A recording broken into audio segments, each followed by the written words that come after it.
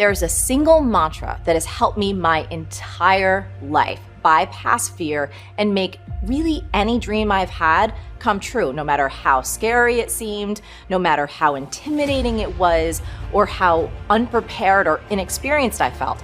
And that mantra is this. You ready for it? Start before you're ready. I'm going to say that again. Start before you're ready. Now, if I were you, Erin, I would get that little phrase tattooed somewhere on your body and live by it morning, day, and night. Because if you don't, here is what's going to be on your tombstone. Because here's the truth, Erin. If you wait until you feel ready to do anything meaningful, you're going to be waiting for the rest of your life. Look, I have been doing this for a long time now. I've supported tens of thousands of entrepreneurs to start and grow their businesses across 160 industries and across 119 countries. And I've noticed some similarities. Among the people who are the most successful, the happiest, the people who are actually contributing the most, they all have one thing in common, and it's this. They all start before they're ready. You see, I think you've misidentified the enemy here, because the enemy, it's not making mistakes. It's not changing your mind, and the enemy is not your fear. The only enemy that you need to defeat, my friend, is not getting started. This is what most of us just fail to realize. Action is the antidote to fear. Action creates progress and momentum. And action, consistent action, is all you ever need to make anything happen in your life. Don't give away your power. So anytime some nasty criticism or BS comes your way, you have to say this: you cannot take me down. I will not give you that power. I want you to make that your new mantra in life. You got to realize that people can say whatever they want, but you do not have to take it in, and you don't have to let it ruin your day. Your time on this earth is so precious, and it's really, really important that you protect your soul. Deeper, wiser part of you wants this thing so damn bad. And the moment you imagine yourself going for it, you have worries like, will people laugh at me? Will they ignore me? Maybe this isn't even really an idea. What if I do it and it sucks? Am I going to destroy my reputation? Am I going to lose my marriage and my family and wind up living on the streets?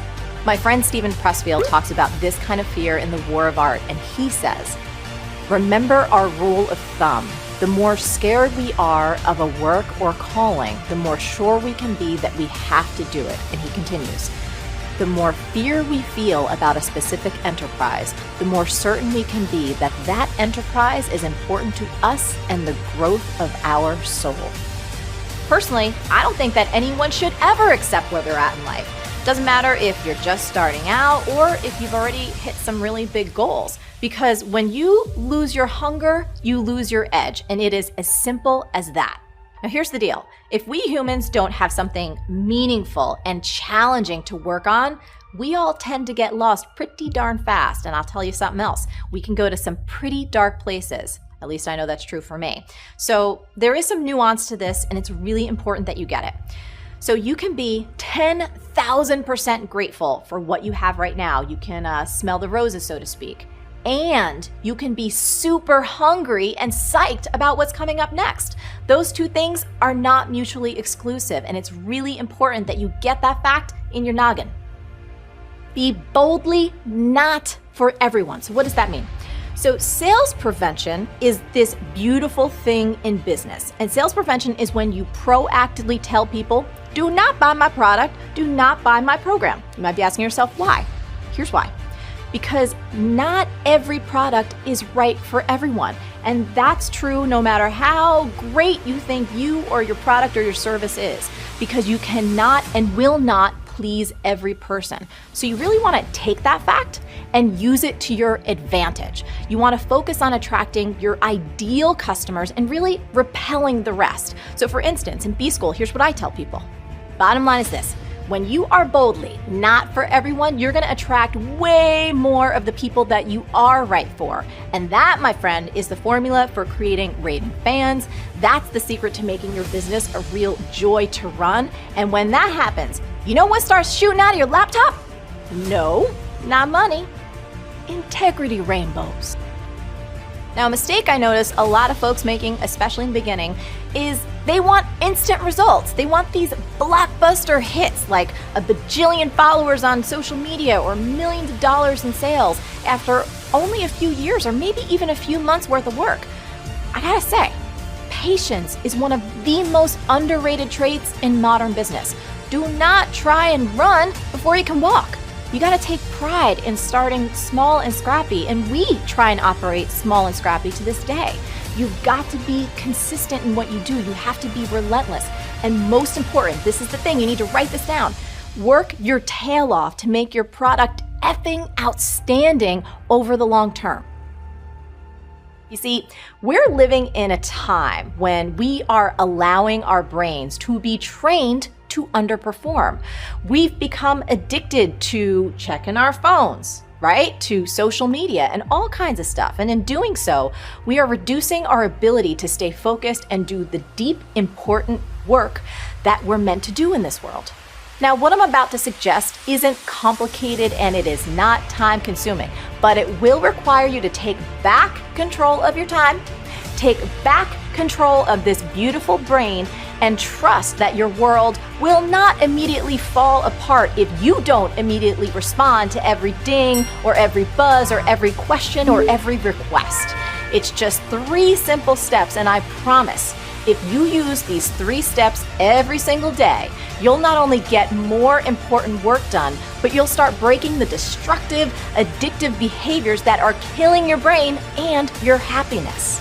Step number 1 is do creative work first.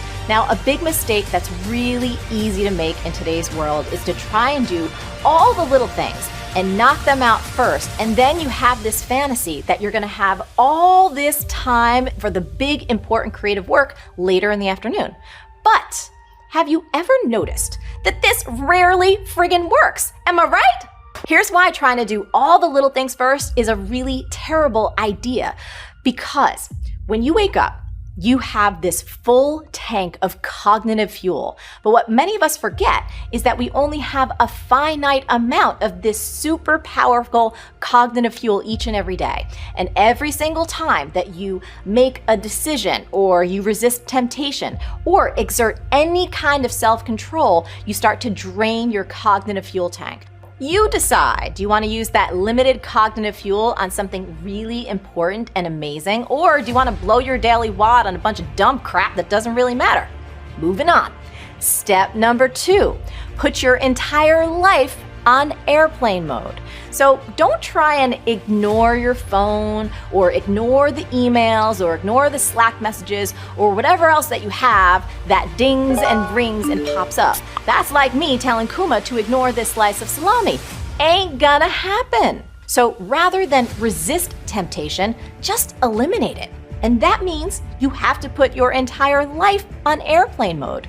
Now, obviously, turn off all the notifications. So close all the tabs, close all the windows, turn off the apps, and especially for your phone, I suggest just turning the damn thing off.